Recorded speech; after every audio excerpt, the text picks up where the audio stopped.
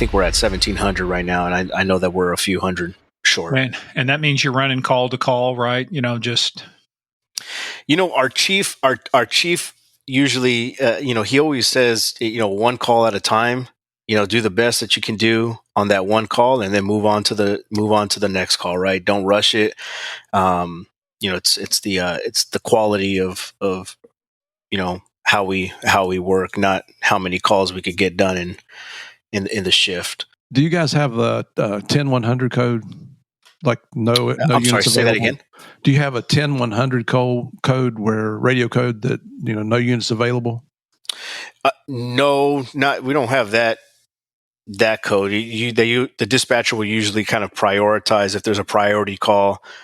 Somebody's gonna head that way, and everything else just kind of gets in the queue, stacks up. Yep.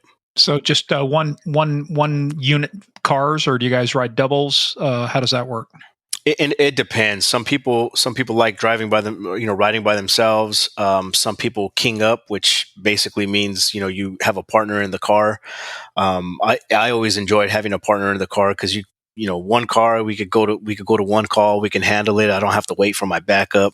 And usually all the partners that I've always worked with, we've meshed really, really well. So it was fun. It's fun to have somebody like that in the car with you all day. Yeah, plus the camaraderie that goes along with it in law enforcement is just, we all know that. It's just unbelievable. It's hard to explain to people that haven't been in law enforcement just how close that camaraderie is. Yeah, I agree. And even to the point where you know your squad mates habits, hey, you're going to have to hit the head in a little bit. You're going to have to use the restroom in a little bit, right? Their family, their family dynamic. You get invited to their, kids' birthday parties, and we go out to eat lunch during work, and we go out after work, and there's so much time that you spend with your squad, and those are like lifelong, relationships that you build. Yeah. Yeah, they talk about law enforcement and the military are like they're the type of people that talk shit to your face and say good things behind your back. Otherwise, some people say good things to your face and talk shit behind your back. So, now, are you a practical joker? I joke around a lot. You have to have a sense of humor in this profession, anyways. Otherwise, do you have a crowning achievement that you have done, something you want to brag about on air that we can tell people? Is there any good thing that you have pulled on somebody? What are you thinking? Have the statute of limitations expired? What? Yeah, I don't think they've expired yet.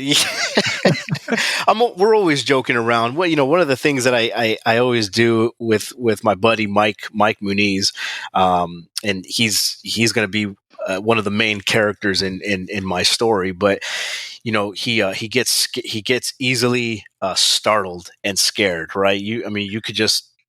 You could just not a good trait for a cop, man. Yeah. You could just walk up to him and go boo, and he'll like jump up. And so what I would always do, and I still do to this day, whenever I see him, I try to sneak up on him, and I'll set my phone up and start recording, and I'll go up and scare him when he's not expecting it, and then I blast it to all of our friends. And every couple of months, I'll find like an old video of him getting frightened, and I'll send it out to everybody. And no mercy. He's like, damn, dude, how many of these videos you have? I said, I have a lot, bro.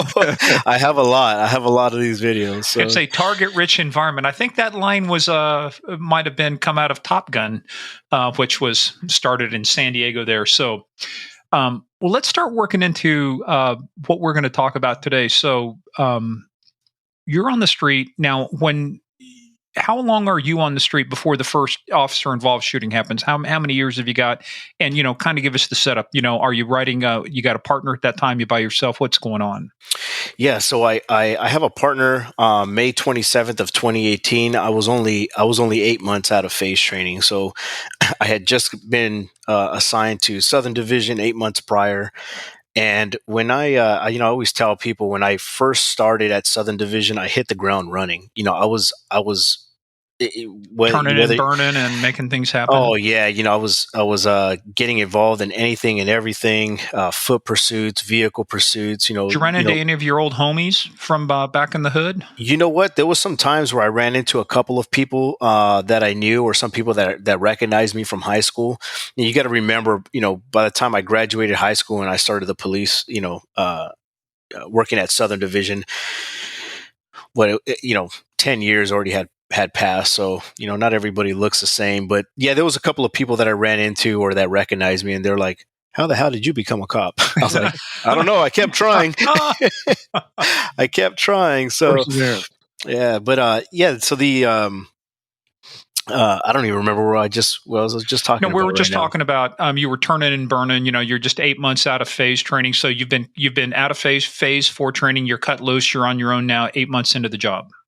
Yeah, and I was getting involved in everything, and life was so fun. Work was fun. I loved coming to work every single day because it was like there was always something going. It felt like every single day I was getting in a foot pursuit. I was getting in a vehicle pursuit. We were getting a gun. We were getting dope, and it was fun. So May 27th of 2018. Oh, go ahead. I'm Really sorry. quick before you do that, set the stage. Tell us about Southern Division. You say that. So, what kind of an area is it? Compared to the other divisions in terms of types of crime and stuff like that. Kind of paint the picture for us. What Southern Division is like. Yeah, so Southern Division is, the main area is San Isidro. Our southern border or our southern neighbor There's a is big port of entry there too, right? right. I think it's the largest port of entry in the U.S. I Yeah, believe. the largest land border. Yeah, San Right. Isidro. Yeah. So, yeah, our southern neighbor is Tijuana. Our northern neighbor is the city of Chula Vista. So, it's a slower division, but there's so much proactivity, and if you want to get into something, you can. I mean, the dope is there, the gangsters are there, the guns are there. People from everywhere go down to Tijuana on a Friday night to party, right? You'll get people from Vegas and LA and Sacramento coming down. So it's active. It's what you want to make out of it. If you just want to handle radio calls, you can do that, and it's going to be on the slower side. If you want to get into something and hunt for the bad guys, yeah, you can get into that easily as well. So, And you're go you're ahead, right Steve. dead there on the Mexican border. Right. I went down there one time for I don't know, still on the job with DEA, and we were having meetings, and they took us to San Isidro Port of Entry, and they walked me right up to the gate. And I've got on a suit, and I'm with the bosses, and I saw this guy just elbowing people out of the way so he could get right up in my face. And I'm looking at him. I mean, and the only thing separating us is the fence. And I looked at one of the guys and said, what the hell's his problem here? And he said, he's waiting for you to speak English because he's a fluent English speaker, and he wants to know what you're talking about. I thought, well, damn. So, you start saying stupid stuff, and then he's like, fuck you, gringo. And he walks away. That's different, very different there. So you got this stuff. So what's the type of crime? What's the like the meat and potatoes? The stuff that is routine for Southern Division. Was it property crime, drug crime, gang crime, or you get a mix of things? You get a yeah. It's a mix of everything. It's not one of the busiest commands at San Diego PD. There's not shootings and stabbings, every single day, but it comes out. A lot of it is disturbance calls, 5150, the psychiatric calls. Check the welfare calls, transient calls. So there's a mix of everything. So all right, so May 27th, 2018. Just what shift are you working? What's going on now? Let's just start setting the stage. Yeah, so May 27th, 2018, I'm working graveyard shift, so I start at 9 o'clock at night. It's around 8 o'clock at night. I'm in the locker room and I'm changing into my uniform, and my wife calls me and she says, "Hey, Joshua," which is our oldest son. He was about 2 years old at the time. She said he just fell off this slide. He was playing with his cousins that were over at our house, and he's holding on to his arm. He's screaming. He's crying. I think he broke his arm. I'm going to take him to the hospital. So I told her. I said, "Okay, I'm going to meet you at the hospital. It's graveyard shift. May 27th, 2018 is a Saturday night. It's going to be slow. I will meet you at the hospital. Once we break lineup, I'll go check the board, see what calls are holding in my beat, and it's probably going to be slow again, right? It's going to be slow. It's probably going to be nothing, and I'll go and meet you at the hospital, make sure Josh is all right. So that was the plan. I start lineup, and we break What's lineup. lineup? Lineup is the briefing right before Okay. right before a Like shift, roll call. like roll call. Yeah. Now, you mentioned that you got dressed at the station. Is that a normal thing for you guys, is to keep your uniforms and everything there? Do some folks take their uniforms home, or is there a directive on that? Yeah. Everybody changes out at the station. They change in and out of their uniform there. Nobody would get into their private vehicle and drive home in their uniform. Okay. So you saddle up, you get geared up. The kids headed to the hospital. So how's the shift start out? So the shift starts out with a domestic violence call holding in my beat, and I'm partnered up with my buddy Mike Muniz that night. Him and I head over to that call, and the domestic violence call, it was a nothing. It was verbal only, and we were about to clear the call. And as we were clearing that call, dispatch gets on the air, and she airs that there was a Hispanic male armed with a knife running around the intersection of Tocayo and Hollister Street, which is on the other side of our division. It's not in our beat.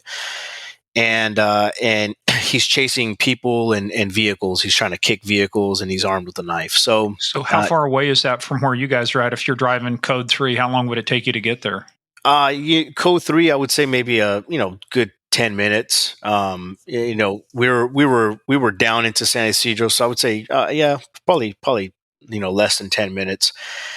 So since we're on the other side of the division, we're expecting that there's going to be people that are going to get there first before we do. So I look at my partner, and we're like, yeah, let's go ahead to that call. We're shit magnets, right? That, when I first started off, I was getting involved in everything, and people were like, damn, bro, you're a shit magnet. Every time you're working, you're always getting into some shit over here.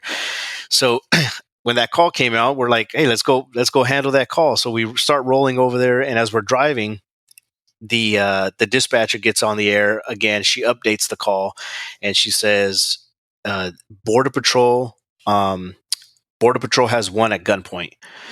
So obviously down in San Ysidro area or down in Southern Division, there's always Border Patrol agents and unmarked vehicles, in marked vehicles, and they're always driving around all those areas. So they just happen to be driving by. Suspect chases the wrong vehicle, and they have them at gunpoint. So we get there, we get on scene.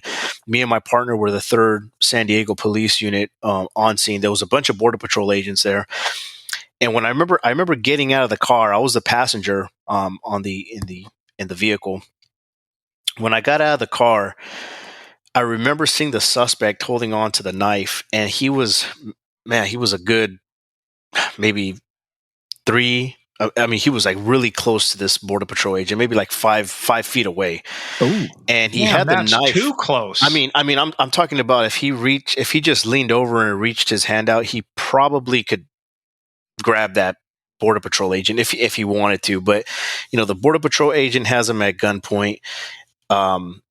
The suspect is about 5 feet or so away, and he's kind of like lunge, like not lunging, but like just kind of leaning into him, or kind of leaning into him, kind of like threatening that he was going to like rush him.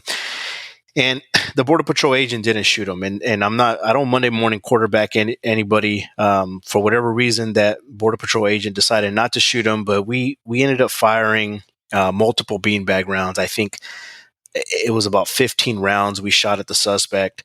Who carries the less than lethal stuff? Is that something you get out of the vehicle with? You got to go back and get it? How do you guys determine who's going to carry that? Usually everybody, I wouldn't say usually. It just depends who checks those beanbag shotguns out at the beginning of their shift, if they're in the side of the car already. And usually, our the way we train is, obviously you're going to have, lethal force available, but you're always going to request for, non-lethal, whether it's you're going to, set up taser folks with the tasers, folks with the beanbag, shotgun, and you kind of set that up. So I don't even remember which officers were the ones that were shooting the beanbag shotgun at the beanbag rounds at the suspect, but we impacted him multiple times. Any effect? No effect. Yeah, everything was ineffective. We fired 4 taser deployments. 3 of them impacted the suspect. He just started ripping them out of his, ripping them off. And I actually fired one of the taser deployments and I missed. So I fired it, I missed, and my adrenaline is pumping. And I remember taking the cartridge out, the spent cartridge. I remember taking it out, throwing it on the ground, and I was going to grab the other cartridge to try to shoot the suspect one more time with the taser. So as I was trying to pull the extra cartridge from the handle, I guess the handle of the taser, I remember my 3 fingers, my pinky and my ring and my middle finger on my left hand, they started going numb, and I couldn't get a good grip on that extra cartridge, and I couldn't rip it out. So I transitioned to my handgun, and the suspect is still kind of running around the intersection. Why did your fingers go numb? Was it from gripping it too hard, the taser too hard, or what happened? I think what they said was it's my adrenaline. So much, your adrenaline is starting to pump up, and you start losing, what's the word? Motor skills. Yeah, your motor skills, right? And I just remember it was kind of like a, scary feeling. I was like, what's going on? Am I having a stroke? What's going on with this left hand? But nonetheless, I transitioned, I grabbed my handgun. The suspect's running around the intersection, and he stops, and he's looking at, 3 or 4 San Diego PD officers that are in front of him, and he's looking back and forth at all of us. And then he kind of takes like 2 steps, like running towards us. And then he stops, and he almost did it like he was going to pretend like he was going to rush us, but he didn't. He was trying to like fake us out. And he kind of steps back, and he's looking at all of us again. And then I just remember the world just stopped spinning, and time stood still for me. And he locked eyes with me. And I remember thinking to myself, he's going to do it. He's going to rush me right now. He's going to run towards me. And it was just weird. I mean, everything was just slow motion. I remember seeing everything clearly. I went deaf. I heard absolutely nothing. And he did. He ran towards me. I fired, and 2 other officers started firing at the suspect. And when I was shooting, I remember everything was slow motion. I remember seeing the brass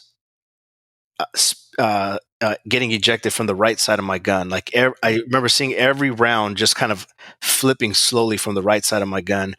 And I remember seeing the smoke from my gun light rising from, the front end of my gun. And the What'd you carry? 9mm. Like Glock SIG? Yeah, I'm sorry, Glock 17. Okay. Yeah.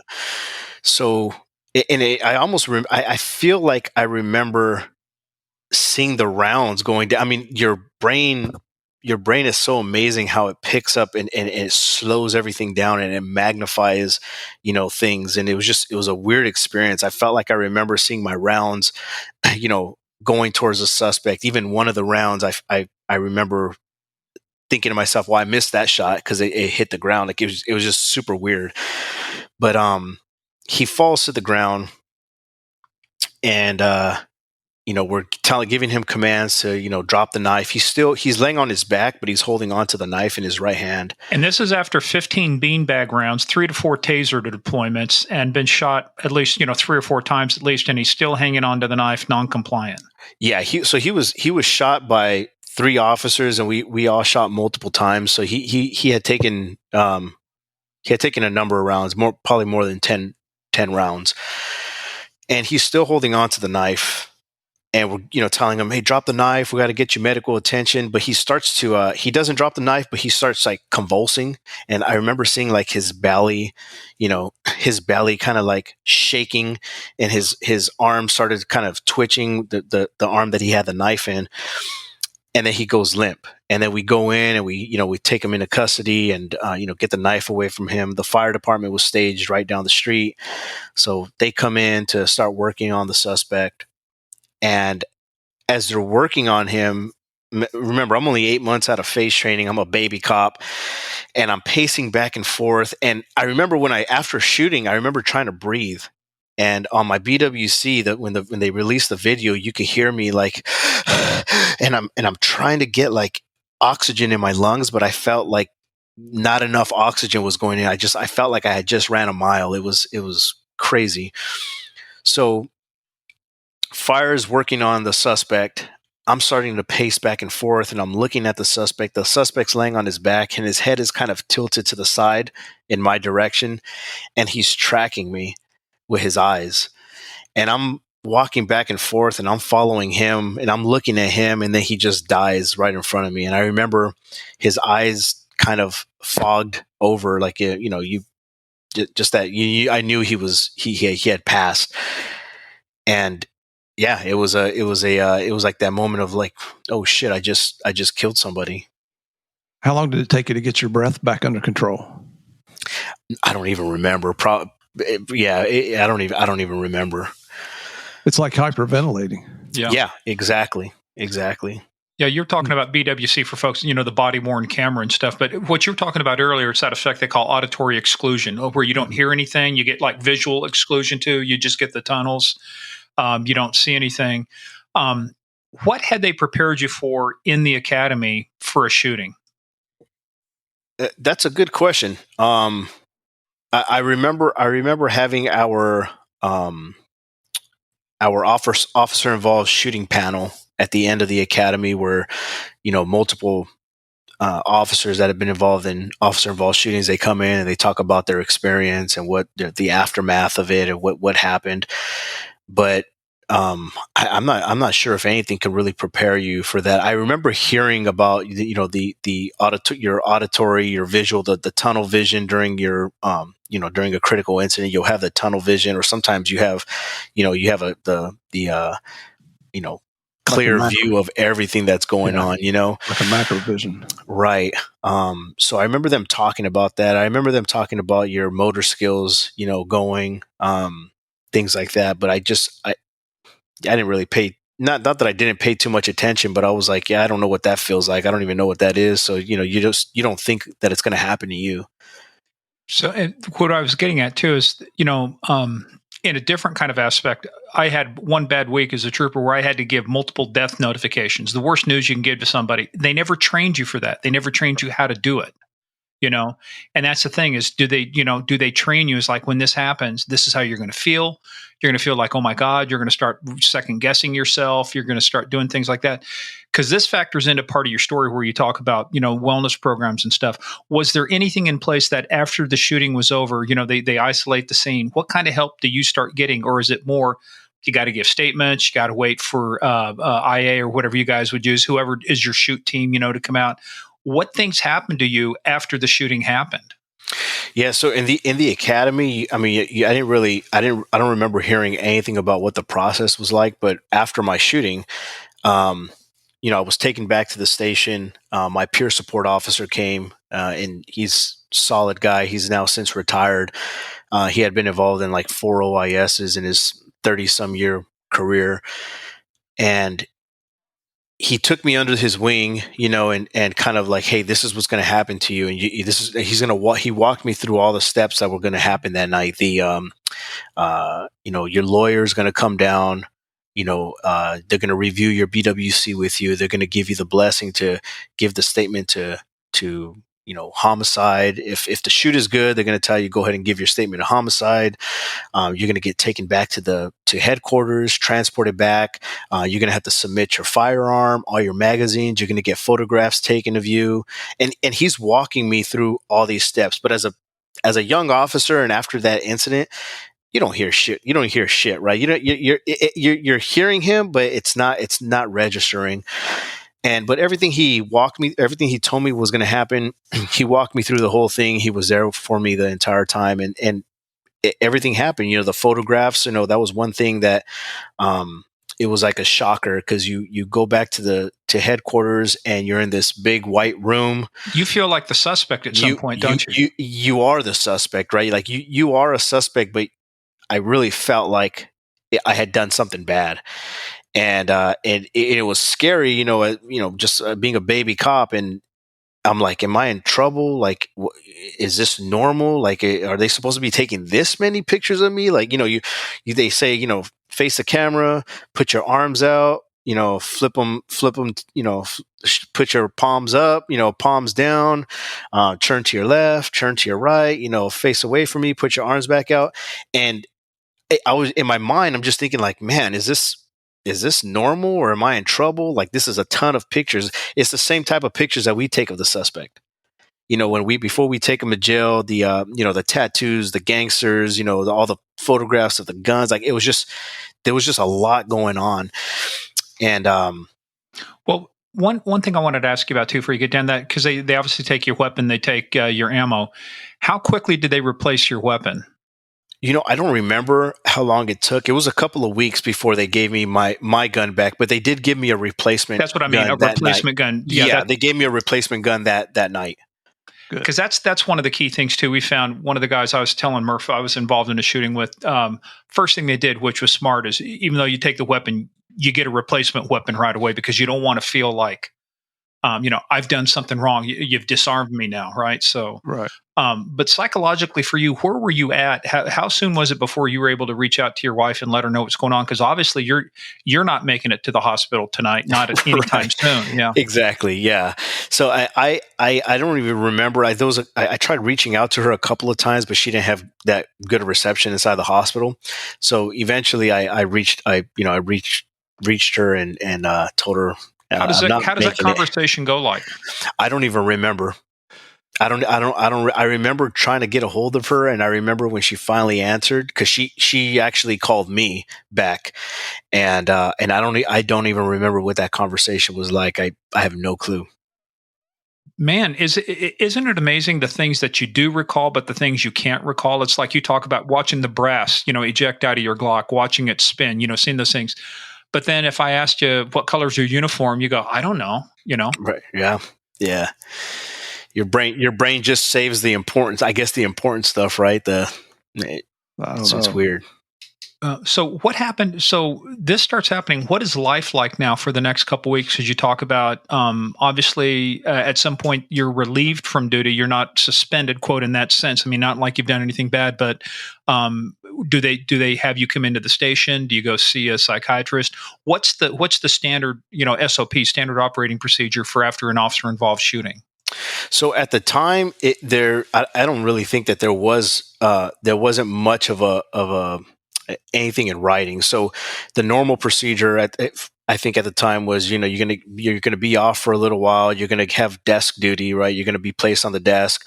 The district attorney office is going to review the incident. They're going to clear you of any wrongdoing, and then it's up to the department on when they send you back out to the street. Obviously, with they're going to talk to your peer support officer and say, hey, how's Mike doing? Hey, and not a knock against the police department, but you'd think San Diego PD, as many people as you had there, you got, like I said, all this stuff going on. It seems to me that this is something that would have arisen much earlier, considering the number of people that have been involved in shootings, both, ones that resulted in injuries and the others that ended in death. You think that with all the things between accreditation and everything goes on, you think there would have been a written policy for how to handle shootings.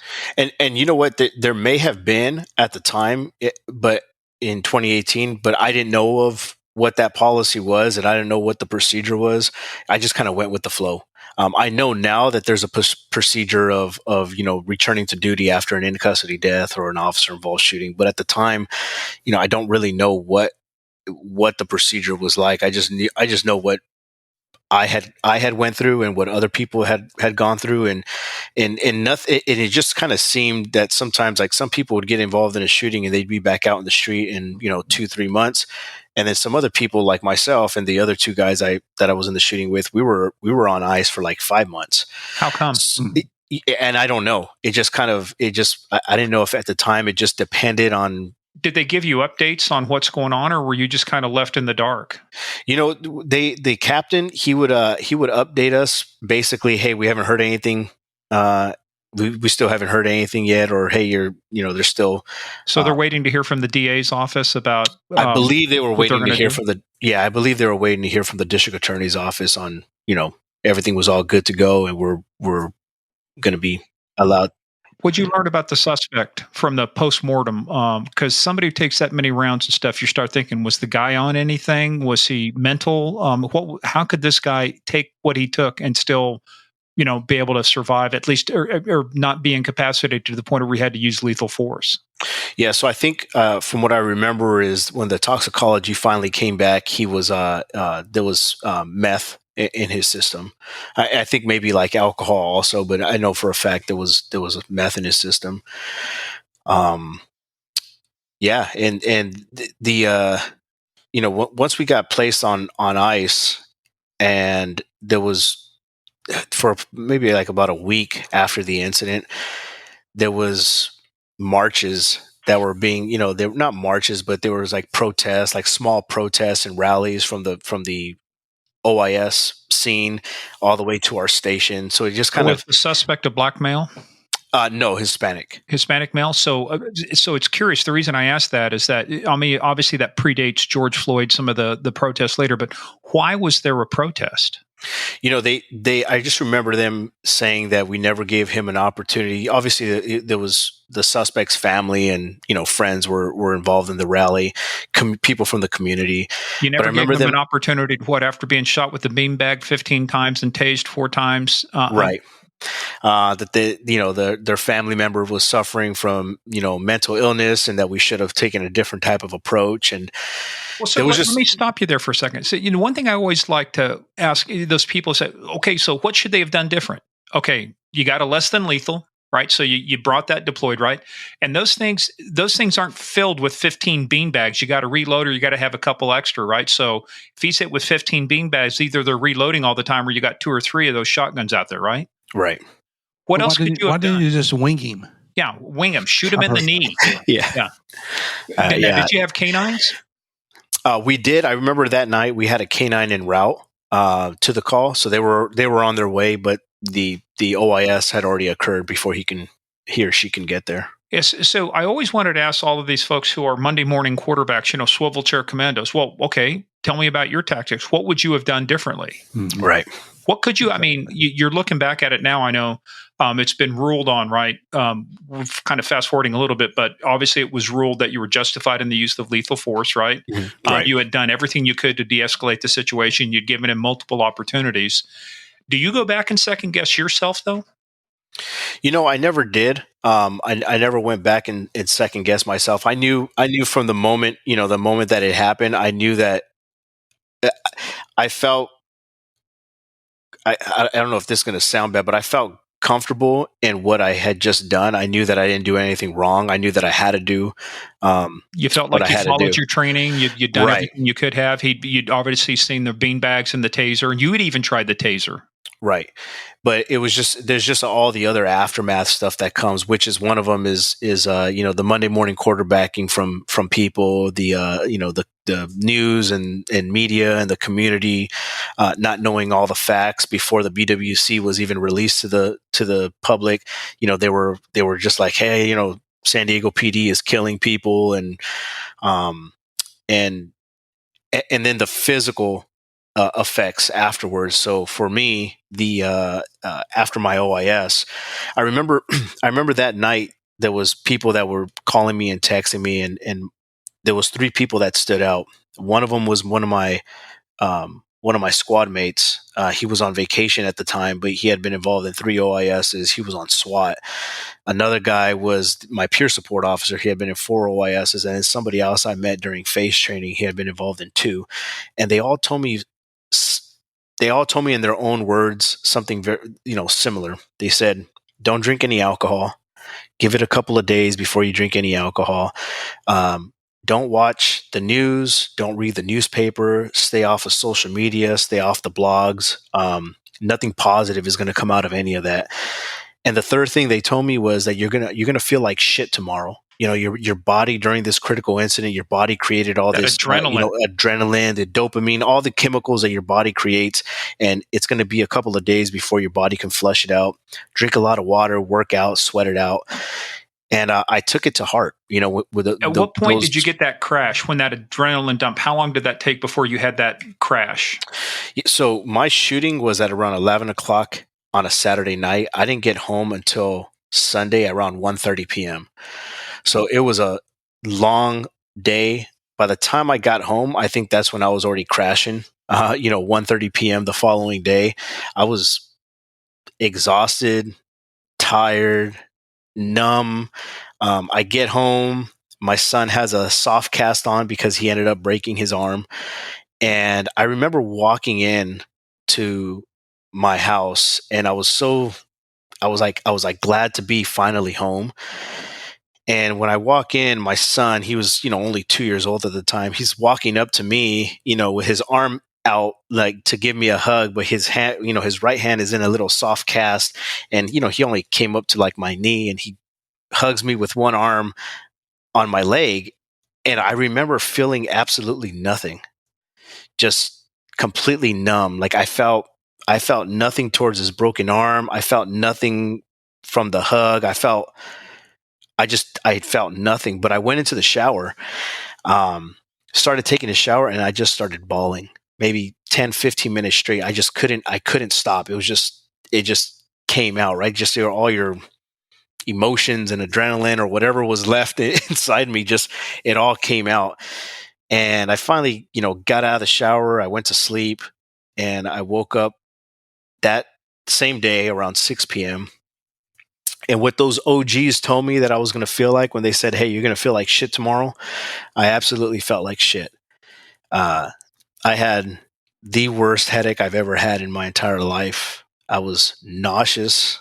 I was starving. But I was nauseous. I couldn't hold any food down. I couldn't eat that day. My headache was worse than any hangover. It was worse than the tequila hangovers that I've had. It was a very unique pain that I remember having in my head. And I was numb. I didn't feel anything. And people were calling me and texting me, "Hey bro, how you doing? How you feeling?" And I was like, I think I'm good because I don't feel shit. I'm not scared. I'm not happy. I'm not sad. I'm not mad. I'm not nervous. I think I'm good because I feel nothing. And that feeling of feeling like shit, the headache, especially the headache and the nauseousness, I knew that was normal because the OG said you're going to feel like shit. I was expecting it to go away after a couple of days, but it never did. The headache stayed every day. The nauseousness, that numbness, that was every single day, and I kind of lived that way for about a good week or two, every single day, until finally, people always want to they want to take you out for drinks, and they want to hear the firsthand story from the shooters, right? They want to hear, from the source. So, it was about a week or two when I finally went out to a function, and I remember feeling like shit. And I remember drinking my first beer after whatever 1 or 2 weeks, and I remember the headache going away like a miracle drug. I wasn't even done with the bottle of beer that I was drinking, and my headache was gone. And I remember being able to hold food down, and I got my appetite back, and I was like laughing and joking, and that became a normal part of my life. The alcohol, the beer, every single day, because I had those symptoms. I had the headaches every single day. So I started drinking every single day, and it wasn't a lot, but it was more than what I normally drink. I could go, at the time I could go a week or 2 weeks without drinking, especially during, your work week. I didn't really drink during my work week. It was more on my weekends. But now it was, now it was every single day, 2, 3, 4 beers. And, my wife recognizes it because she's like, why are you drinking so much? That didn't go well. Those conversations never went well because it turned into an argument. And I didn't really understand why I was feeling sick all the time, but I knew that the alcohol was going to fix everything every single day. I was able to play with my kids. Um, when I was sober, my temper was shorter. Noise that the kid, I had two boys at the time, so I had the 2-year-old, and we had a new our second son at the time. So whenever they would be playing or screaming or crying, that noise was too loud. My brain, it felt chaotic. Home became chaotic. But when I was drinking beer, it was good. I felt like I could handle more stress on alcohol. So that's what I started doing every single day. Now, your department, did they, and I think I know the answer to this, which is why we have you on the show, but did they send you in for counseling? No. Yeah, they didn't send me in. They encouraged it. It's not for San Diego PD. It's not mandatory after an OIS, but especially now, we really encourage people to go and So even to today, it's not mandatory that you go? yeah, it's not mandatory, but I would say that I would say that the majority of people that get involved in officer-involved shootings, they at least check in with our focus clinicians at least once. Sometimes they do a lot more, but it's still not mandatory. So even for a return to duty, do you have to go through and have an evaluation? So we don't have a return to duty policy after an OIS. Return to duties are usually for, and don't quote me on it, but return to duties are usually if a supervisor sees the employee like an obvious something going on, obviously with the employee at work where they're not unable to perform their duties, then a return to duty evaluation will be performed. But that's usually done through the city. It's not done through the department, I believe. So don't quote me on it, but it's something to that effect. Wow. Seriously, like Morgan said, you'd think an agency the size of San Diego PD would have those policies in place.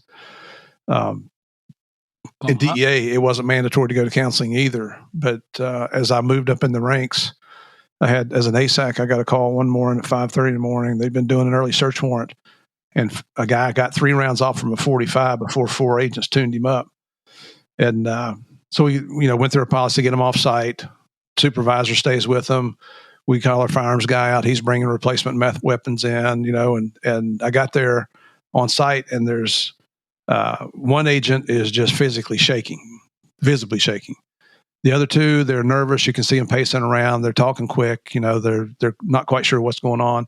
And the fourth guy is in his car taking a nap because he'd been an officer-involved shooting a couple times before as a deputy U.S. Marshal. But when it came to counseling, you bring them all in and say, guys, we're going to get you some, go down and see the counselor. And the guy we had at the time, we trusted pretty well. And the one that was asleep in his car, he said, I'm not going to that. I said, well, I think you're an agent and I'm an ASAC. I think you're going to go and I'm going to drive you down there. And so I would drive him down. And it wasn't our policy, it was mandatory, but it was my policy because when I was in a shooting, when my partner got shot and the informant was killed, I didn't go to counseling. And I had dreams about him being shot because it's your partner, until I retired from DEA in 2013. I haven't had any dreams since then. And the funny thing is, we had Kevin on, my partner. He was one of the first guests we had in the first year of this podcast. And he and I had never talked about the shooting in 1989 until we had him on the podcast about 2 years ago. So it's, was I right or wrong? I don't know. But I felt like, based on my experience, I wanted those guys to go in, at least go in and just meet the guy. If he says, if you want to tell him kiss your ass and walk out the door, well, at least you went in and talked to the guy. So let's rewind a little bit, or let's do that because I want to talk about the others because there's a big story in between this. So from the time that the shooting happened and you decided, hey, beer is good and people are crazy, the old song there. Billy, what's his name? I can't think of the country singer. I just spaced out his name. But when did you start? When did the drinking really pick up? Was it a couple weeks into, you being on the sidelines? Or I hate to say on ice because almost on ice sounds like you've done something wrong. We've put them on ice. It's like administrative leave. Something that's kinder, gentler. But it's like being on ice almost sounds derogatory in a sense too, because it's like we put them on ice. When did the drinking really start escalating?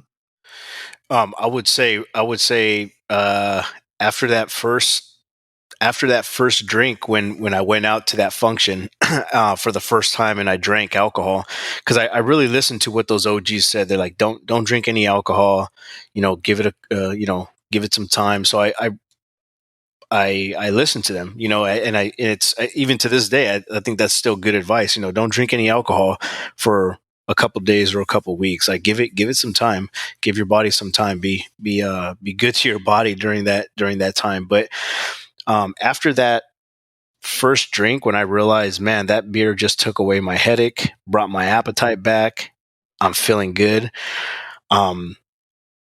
It was every day after that, every single day.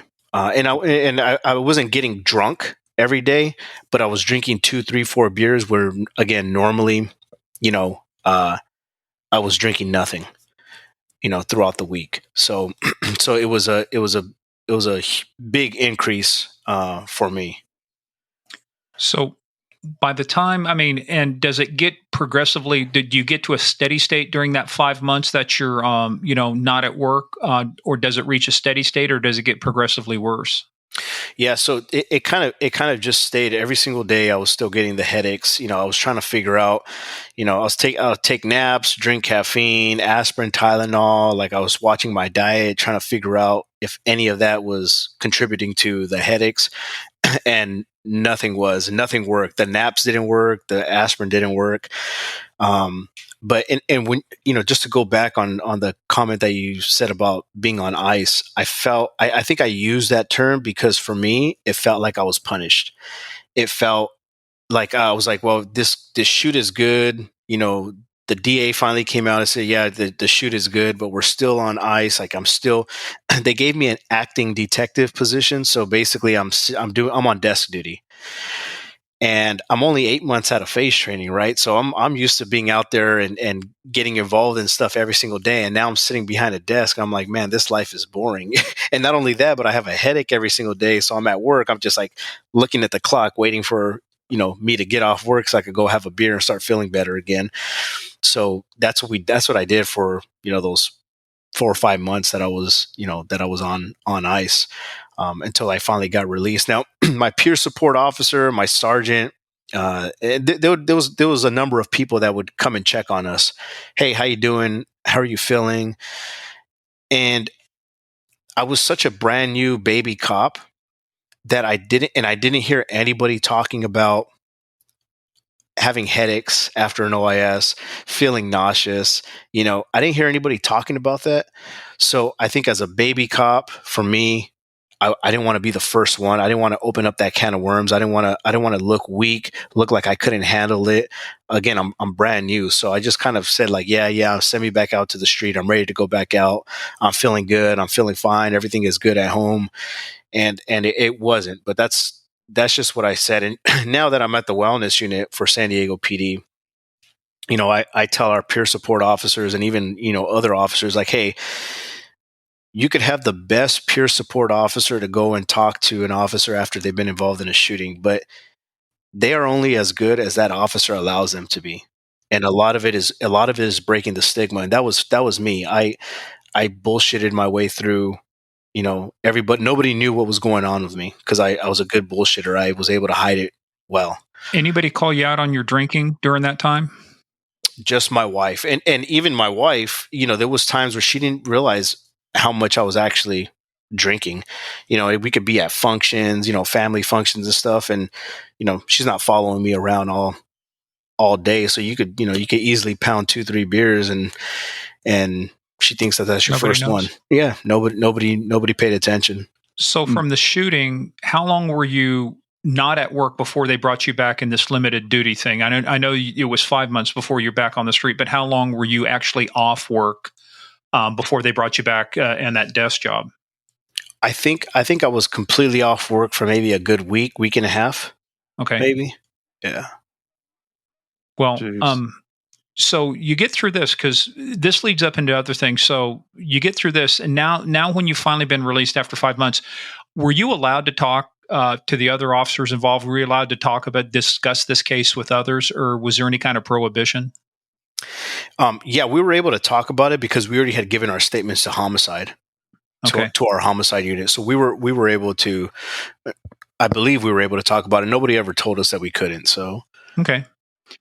So now you get back out on the street. You're finally released. What's it like to finally get that news to say, "Hey, guess what, Mike? We're putting you back in uniform, putting you back on the street." so it was wonderful. It was wonderful news because they're like, do you want to start next week? And I'm like, no, how about we start today? And they're like, well, how about tomorrow? I'm like, all right, let's do tomorrow. So I was ready to get back out there. Did you have to go back through any kind of retraining, seeing as how you were newly just out of the academy, or were you able to go right back and pick up where you left off?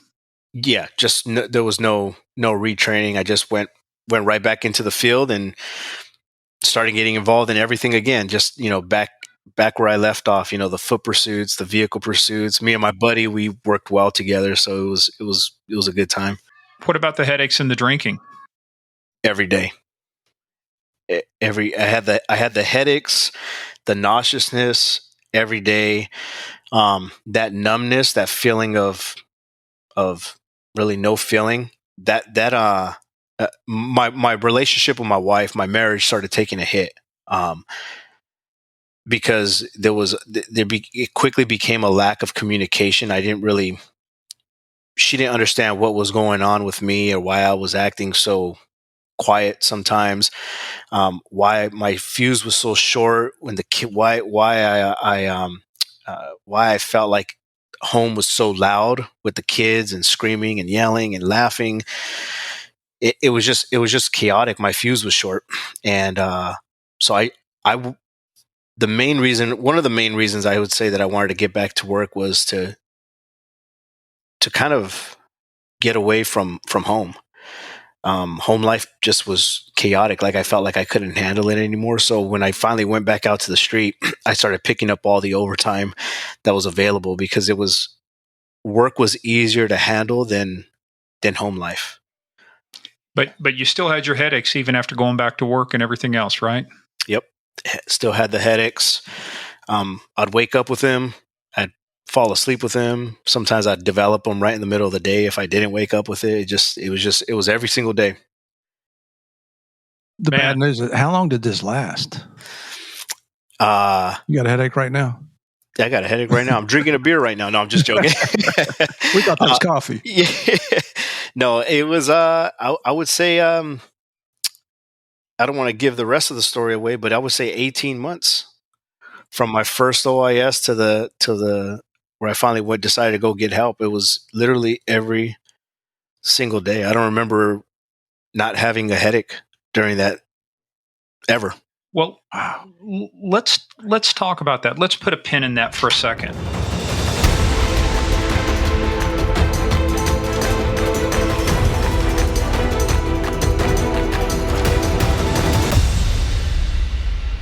Again, this is like Rick Rambo. This is the end of part 2. So we're going to go part 3 will come out next Monday, and then we'll have part 4 on Tuesday. But like I said, Murph, we got 90 minutes into this, and it was like there's just no way. I mean, we called a timeout. We said, "Hey, look, let's end this one here," because at 90 minutes we hadn't even scratched the surface. And I think it just goes to what people really go through. A shooting is bad enough, but then when you get these things that can't, you start going, "Why can't you help me? I've got this headache." Yeah. And then the only way to solve it was drinking, Yeah. so that led to issues. And so we're not even to the, where he starts talking about recovery and what he's doing now. So, things are bad at home. He's covering it up at work though, which a lot of people do. A lot of people cover at work. And you and I have talked about this. I mean, it was the old macho thing is, "Hey, I'm good. I don't need any help. You'll be fine. I'll just get back to work," only to realize that damage just continues to build and build. And then years later, when it happens, you go, "But why did this happen?" It's because you didn't recognize it early enough. Exactly. And as Mike said, he's trying to self-medicate. Now, did he know that's what he was doing at the time?